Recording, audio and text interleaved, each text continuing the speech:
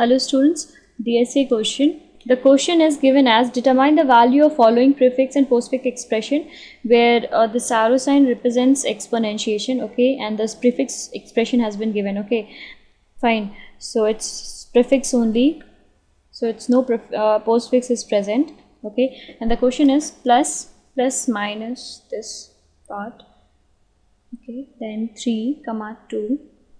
And this is exponent, okay, this is exponent value according to the question, then 2 comma 3, okay. So this is the this is the prefix expression. So for calculating the value of this particular expression, we have to convert this prefix into infix.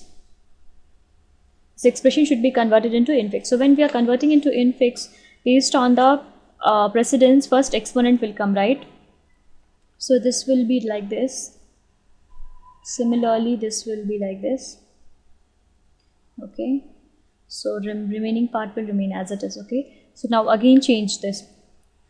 Now all the bracket has the most precedence, so this will come as 3 square minus 2 cube, okay, and divided by 6, 4, 2, okay. So now now this will come as a precedence, so this will be, okay. Now plus has precedence, so this will come as